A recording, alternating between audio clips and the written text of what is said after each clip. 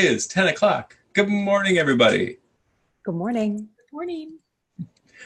I have met most of you before, but for those that I haven't, I'm Andrew. I'm one of the educators here, and today I will be presenting our upgrade webinar on the OPAC and public services. I am assisted today by Kelly and Jesse, who will be helping to field questions as we go along. Good morning, Tanya. As we go through, please do feel free to ask questions, especially because we've got a fairly light agenda for the hour and not a ton of people. So we have some leeway to go down weird little trails as needed.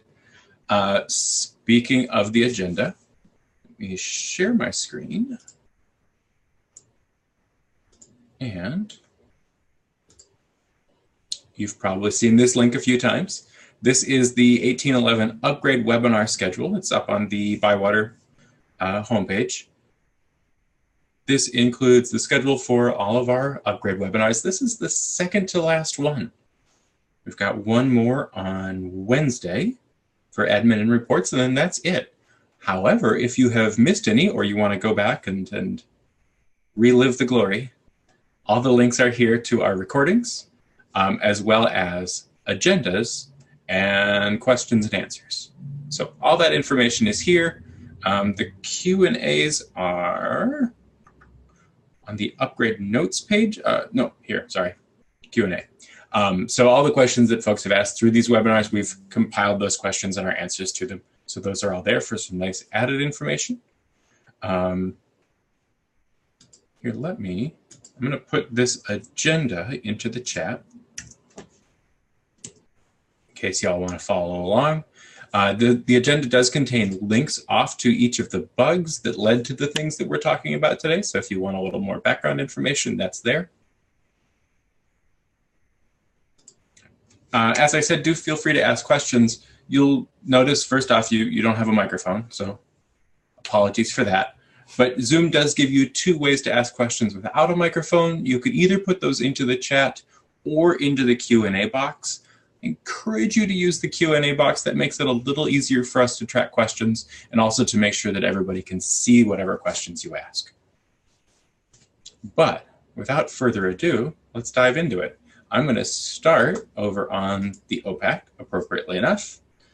And the first thing on our agenda is, I don't know, it's maybe a slightly silly one, but I'm excited about it. Let me grab a bib. And big news, over here in our social media links, we have removed Google+. Goodbye, Google+. You will be missed, I suppose, by somebody. But yeah, our continuing work to keep these fairly relevant. It's always a moving target, but I believe it was the last release that removed Delicious, and now Google+ is also gone. So trying to keep up on those guys. The next thing I want to demo for you is sort of demoing an absence of something. While we're here, this little box here does not contain a link to article requests. So for any of you who have been using article requests in Koha, previously, Koha didn't know how to make that article request link appear and disappear based on whether or not a request was allowed. So that's similar to this place a hold button. You know, if your rules say this person cannot place a hold, they don't get the link to place it. Article requests now do the same thing. Let me real quick log in and grab something that does allow article requests, and we can see the link. Oh, hold on. I haven't given my GDPR consent. I don't think this is on our agenda for today. But if you are trying to be GDPR compliant, this isn't really a huge thing for most of our partners because mostly we're not in Europe. But you can turn on this thing that makes people agree to your privacy policy before they can use your OPAC. You have probably seen similar things on a billion websites recently. So I'm going to go ahead and agree. Your patrons will only see this screen if you have the relevant system preference turned on. We have it turned on here because we've been demoing it. So I will agree to the privacy policy, and it will never ask me this again. All right, so I was going to find myself a magazine.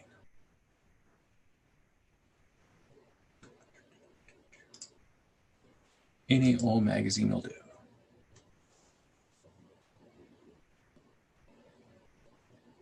I prefer to read the current magazines, but if you want an old one. You know, sometimes you need that Consumer Reports buying guide from 2005.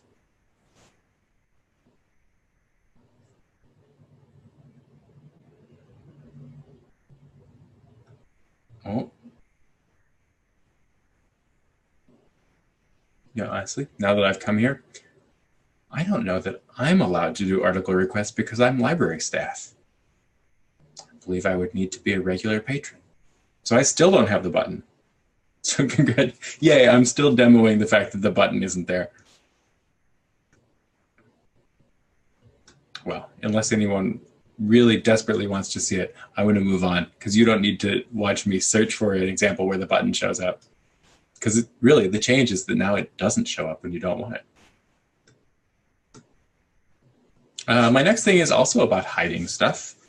And to show it to you, I'm going to try to remember how to spell labyrinth. The educators all really like the movie Labyrinth, so none of us have come up with a better example. But I've heard all of us complain at one point or another about how hard it is to spell. So this is a change to the OPAC hidden items system preference. So I know we use this a lot, so probably in your catalog you have something or other that is hidden. And let me pull this up over on the staff side as well.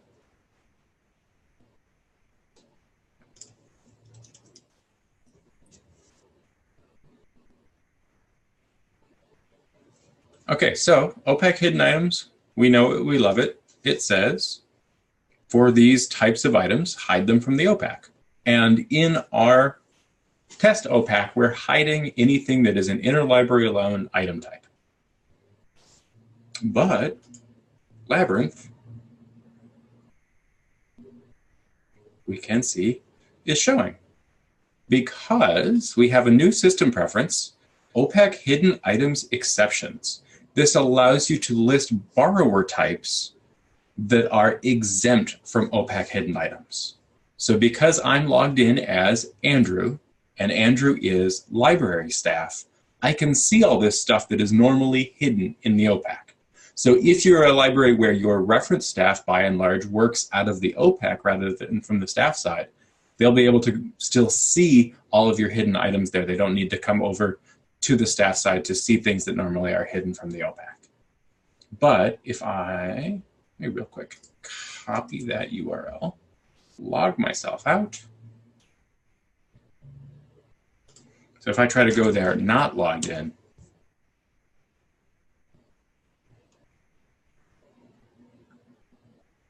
it doesn't let me see the record.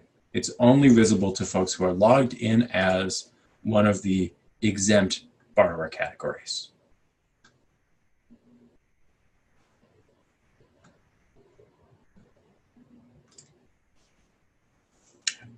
The next thing on our agenda, use font awesome on the OPAC. This is a pretty small change, but it's one of those things that is a small change now that could be something bigger as desired, as folks work on it. But this is a change to use font awesome, which sounds really cool.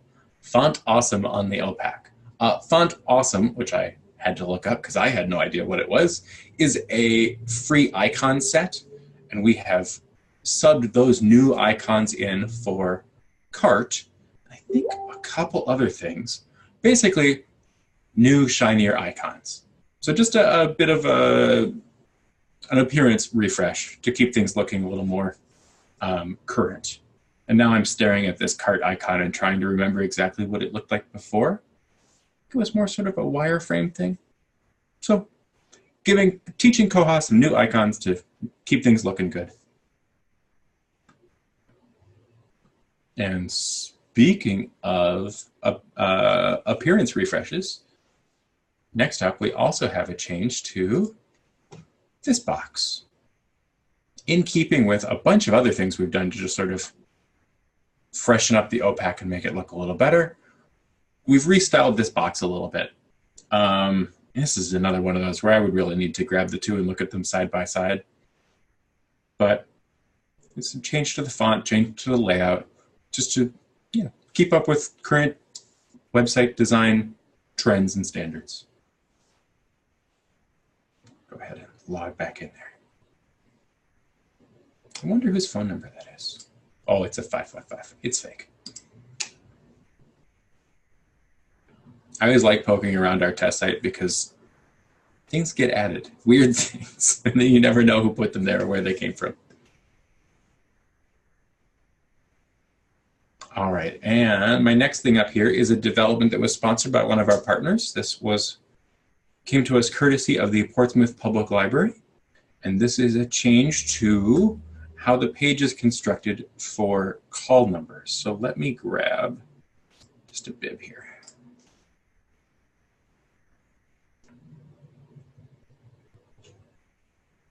And this is a development that really is a background change to allow further customization as required. So if we come in here, we have made a change to how this call number is labeled in the page generation. So if I inspect it,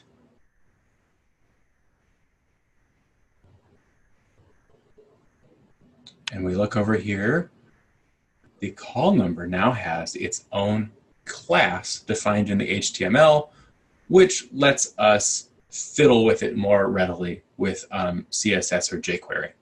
So it's not much to look at all by itself, but it is something that will be really useful for us whenever a library wants to make some change to how this is displayed on their OPAC.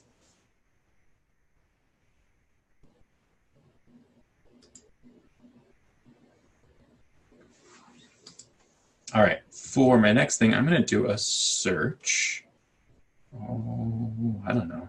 I'm going to search for Alabama because Christina from Alabama was our first partner today.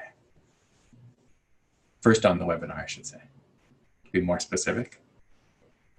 And this brings a change that I'm really excited about. This is something I wished for in Koha way back in the day when I first started using Koha as a librarian, so I'm glad to see that it's been added.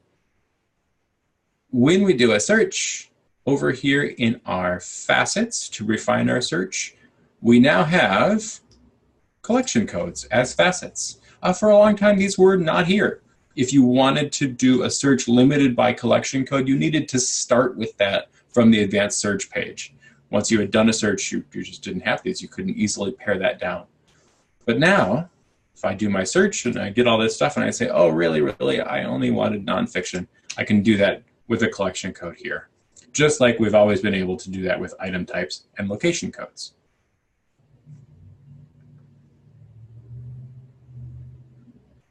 And collection codes facets, I should mention, were sponsored by a partner as well. These were sponsored by the Round Rock Public Library. So thank you to Round Rock. Okay, let me hop back into my record for the next thing here and try to clean up my tabs while I go along. This next change is to how holds are shown on the OPAC.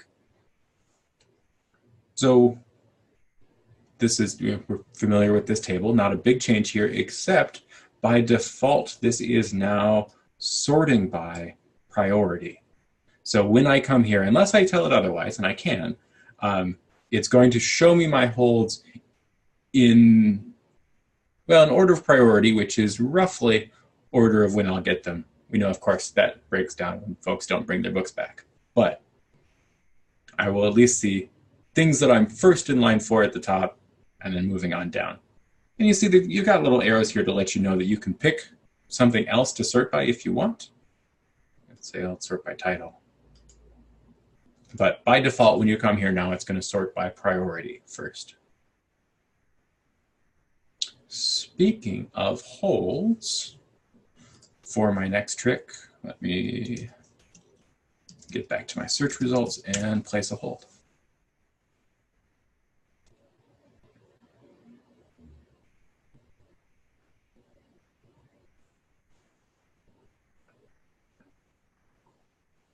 That is a pretty dated cover. Must be a very good book. We're still keeping it around from 1978. Oh no, I have too many holds. Kelly, why are our circles so restrictive? 3 holds. I will take that off right now. I can just delete one of my holds. We're just mean to our pretend patrons. Let me cancel that.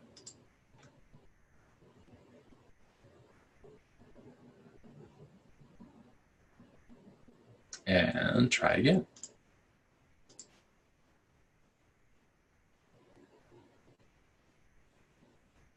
Okay, now I'm placing a hold on Alabama and pickup location. I am once again showing you that something is not there. So we now have the ability to define which of our branches are available as pickup locations. If you've got a branch that, for whatever reason, you have in your system, but patrons cannot send their holds there to pick up, we can now very easily hide that from this menu. We've been able to hide stuff from this menu for forever, or for a long time, but it's been through jQuery that we had to add to your site, which is a little complicated. I just had a ticket last week from somebody who wanted to make some changes to that, and they needed to open a ticket with us to change it because it's jQuery and not everybody wants to fiddle with the jQuery. It is now super easy. So I was very excited to be able to tell her, in a month, when you get upgraded, this will be a thing you can change for yourself whenever you want. Because now, over in admin, in libraries, see we have a new column in this library setup, pickup location. So if you've got a branch or a library that is not a pickup location, you don't want holds sent there, all you need to do to hide that from this dropdown is come here and edit that branch. And you've got just a little yes, no dropdown. Is it a pickup location? Yes or no. If this is set to no, the branch won't show up in that menu. So I know I'm always happy to see something become more user-friendly, more accessible, something that partners can take care of themselves and not need to open a ticket for. That sounds like I don't want you all to open tickets. Please do open tickets. But I know that when I was working in a library, there's always sort of a gulf between what is important enough to me to open a ticket and what is important enough to me to just like do it myself. And if I can do it myself, I'll get it done rather than thinking, oh, I don't want to bother anybody. Okay, moving along. For my next thing, I need to put something in my cart so I can demo something for the cart. So we'll keep fiddling with this Alabama book. This is a change that I think, more excited about how it came to be than what it actually is. But we have a change to how the cart window opens up. I have something in my cart. I come over here. I click on my cart. And it opens. One click.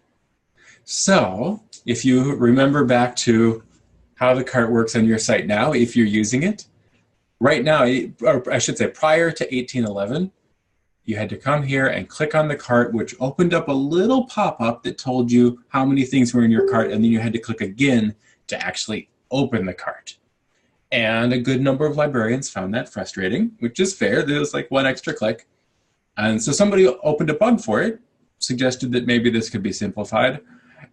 And as is often the case, the Koha community's first thought was, well, let's talk about whether or not we want to make that change. Do people really want it? Do we need a system preference to say cart 1 click or 2 clicks? Until some folks got in the ticket and said, hey, let's just do it. Let's just make this 1 click. We don't need it to be customizable. And because librarians went in there and gave an opinion and said, no, just 1 click, that's what we actually did. So this is a good example to you all of the power you can have in Bugzilla if you want to get in there and comment on bugs and talk about how you really want things to work. You can get listened to and things can get changed to be the way you want them. All right, from there, the big exciting new feature here. Let me do a search that will give me some good results. So next up, we have some new ebook integration. So we have had Overdrive integration in the OPAC for a while, since 1805, I think, and we've got some other companies as well.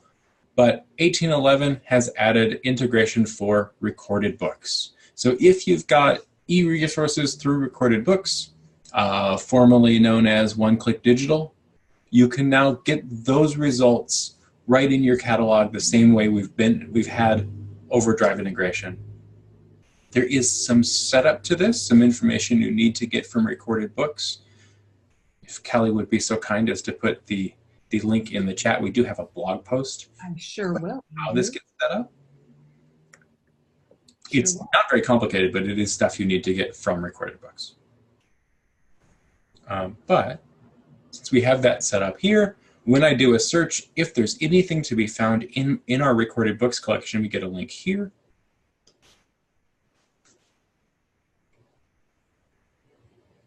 Which takes us into our recorded book search results. Ooh, and I need to change who I'm logged in as. Because you can see right now it's showing me these search results and then giving me links off to recorded books. If I, real quick here, let's switch to a different account.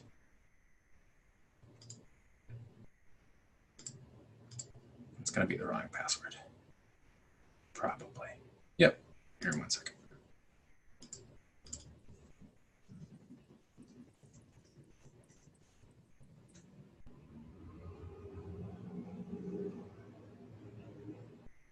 And sure, save that.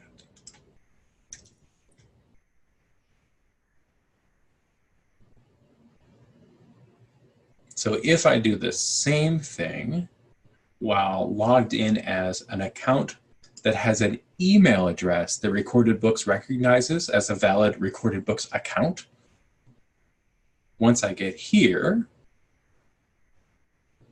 I'm going to actually have checkout buttons.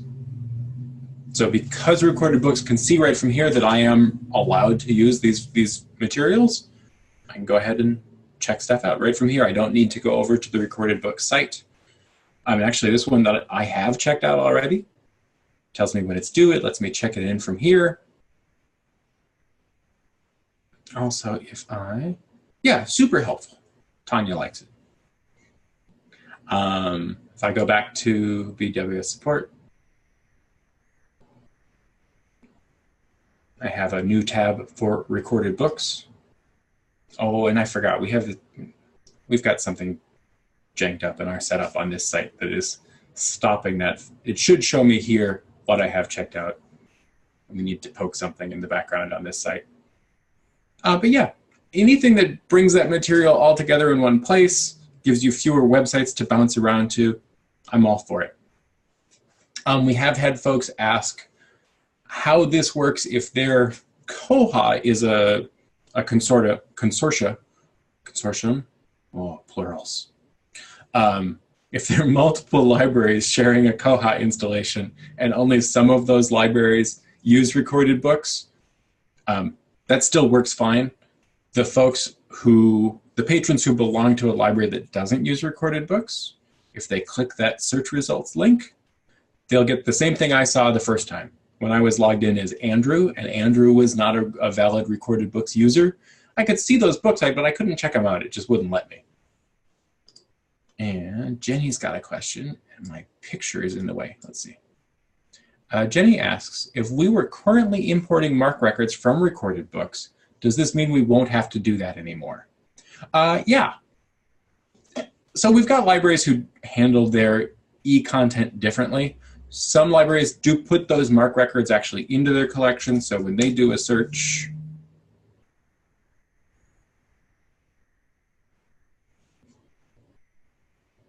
you would have all those ebooks mixed in here with your regular search results, probably with something in the 856 linking off to that e-resource.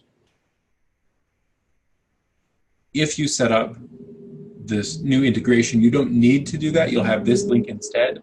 I have seen libraries that do both. So you see that e-content here in your search results, in your regular Koha search results, and also in this integrated kind of inset search, search interface. So you don't need to put them both places. You can if you think that's helpful, or you can just pick one.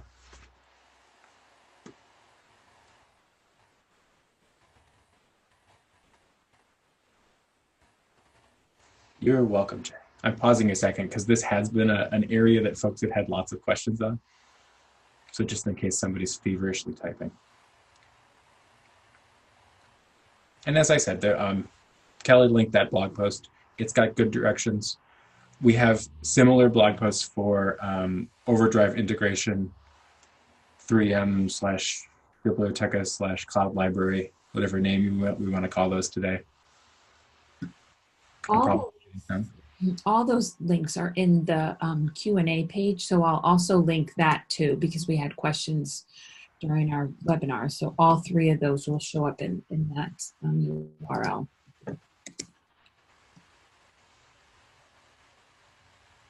Did Francine Pascal write Sweet Valley High? Yes, yes, she did. Yes. This is an unimportant question that I knew somebody on the call would be excited to answer. But until you said it, I wouldn't have put it together, but now I see it. Yes. I always ask a bunch of librarians an author question and someone will get excited about it. Okay, moving on. My next thing is to do with lists. So let me grab this one, Plains. While I'm here and looking at this link, I should mention, I don't think this is on our agenda, and I know it has come up in several other webinars, but can't hurt to mention it again. As I'm poking around here, you will notice some sort of general stylistic changes to the page. There have been changes to the default Koha CSS setup that include things like what color we get as a highlight here. This is, a bunch of stuff that changed in the default setup that may change some things for your site, might leave some things not looking quite how you want them to look once you've gone to 18.11.05. It will not change anything that you have already explicitly defined in your site. Like if you've already come in and said, I want my background color to be this sort of teal color, that won't change. But if there's something like, if you have not previously told Koha, change the highlight color on my public lists pop-up, that might change on you. Do let us know. This is a thing we're prepped for. Lucas, our web page customization guy, has been, thoroughly prepping for this to sort of keep an eye on the things that people are likely to ask about. So this should be quick turnaround tickets if anything comes out looking a little funny on you. And most of the issues I've seen have been unexpected color clashing. But with that, let me jump into my Plains list.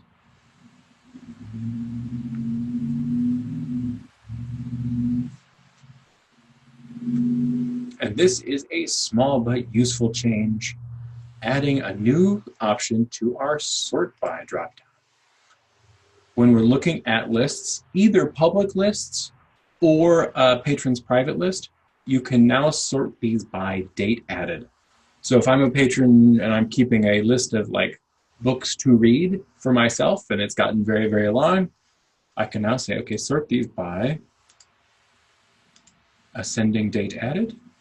And I can see the things I added first, or flip that around, go the other way. So just another way to look at these lists, which I think will be particularly helpful for those patrons who are maintaining really, really long lists. Or if you as staff are maintaining really long public lists. A little customization on how you see those things.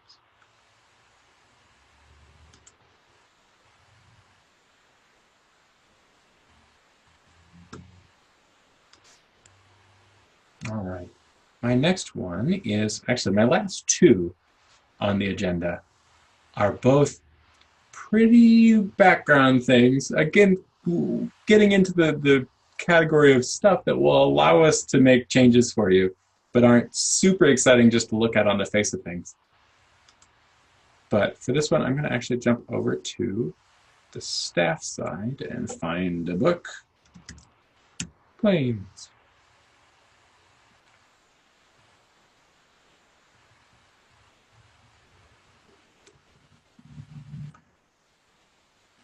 So this is something I talk to partners about a lot, and it is,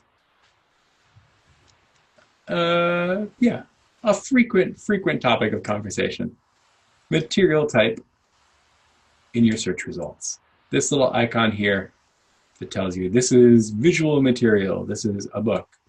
We've had a change to the HTML of the website that adds a specific class to these icons based on what icon they are. If I inspect my little book picture, I can see that it is span class, label, material type, blah, blah, blah. It is specifically defined in the HTML, which again, just like I was saying with call numbers, doesn't change anything inherently about what this looks like, but it does give us the option to change those things for you using CSS or jQuery. If you don't like this little book picture, you want a different little book picture. If you're concerned that half your patron base no longer knows what film is, and you want to maybe change this to a DVD or something, you now have the ability to much more easily change those icons.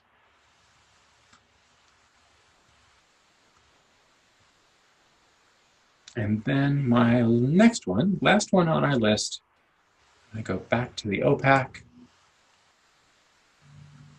And this was also sponsored by somebody. I think this was, let me check the notes because it's not on the agenda.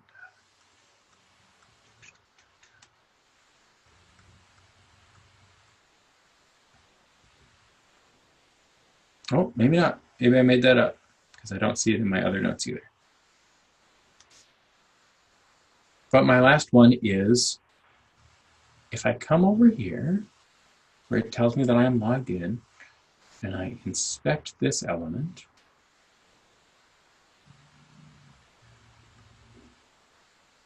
I don't know if you can see that. Can I make this bigger? Hidden there within the contents of the page, so not actively visible here, but within the sort of background stuff, you can see that this does say, this is my logged in username, and tells you right here in the code, this is my borrower number, and this is my branch code. So the OPAC knows, sort of in the background, borrower number and branch code for who you're logged in on as on the OPAC. That's not super exciting by itself, but again, that's something that allows us to set up custom jQuery for your site to say, if somebody on this list of borrowers or somebody from this branch is logged into the OPAC, make that behave differently for them than it does for anybody else.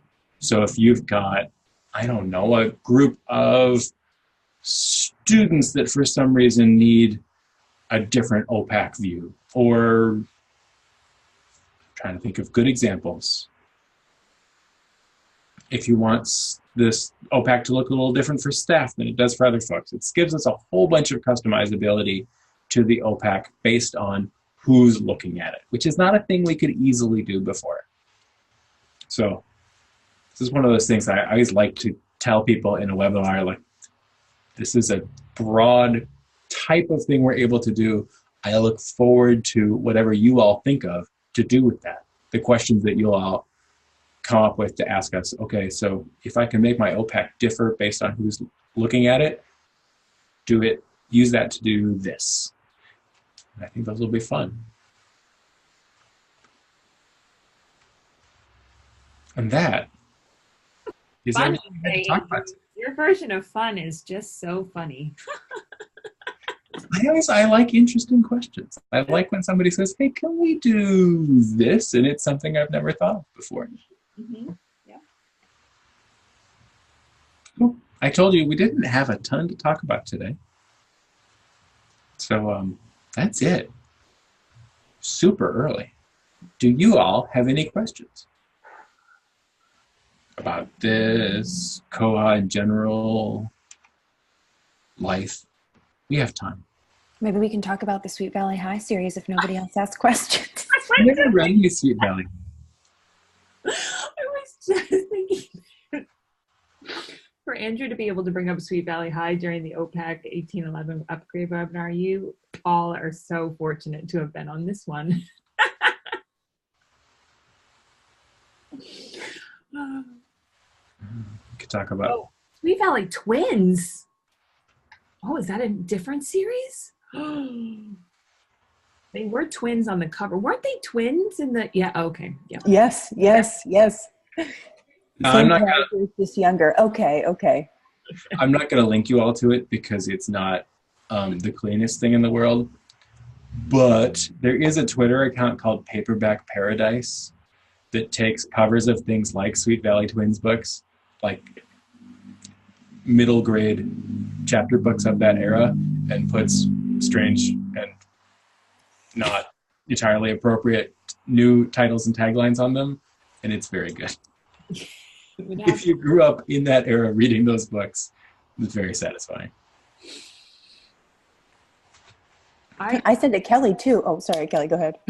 No, you go first. Wasn't they made a TV series out of it too, didn't they? Oh, yes. Oh, Jeannie. yes. Jenny, we need to connect. I kind of remember that. You know what though? I read Sweet Valley High, and I also read those Christopher Pike books. Do you remember where somebody always died? So,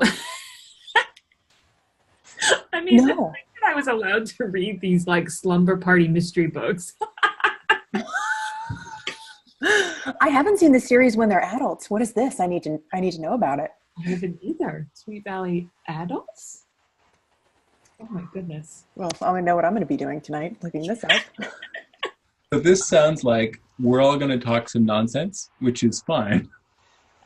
But I don't want anybody to feel like they need to stick around. Please do put questions in the Q&A or chat if you have questions. But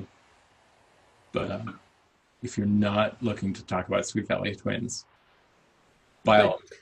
But did you know that Sweet Valley High was the first teen title to make the New York Times bestseller list? Well, thank you, Andrew. You did do a great job today on this webinar. Thanks.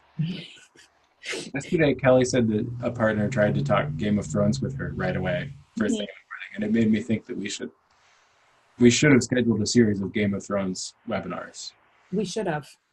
Okay, partners, join us to talk about Game of Thrones every Monday morning. Obviously, though, we like a retro conversation every once in a while, too. Bywater Book Club. Yeah, exactly. Oh, I know. We should have a Bywater Book Club, Jesse. Make that happen. Okay, I'm going to start it up. I'm also going to start one for Sweet Valley Confidential. Oh, Jeanette would sign up. I think Jenny would sign up. Oh, my goodness. Fernando. Yeah. This is awesome. I think there's a podcast that reads older books from way back when, like The Face on the Milk Carton book. Way back when in like 1991. 80s and 90s, yeah. Okay. Well, Okay. folks, with that, I'm going to wrap it up. Thank you all for coming. Thank you. Please do join us tomorrow for our very last 1811 upgrade webinar.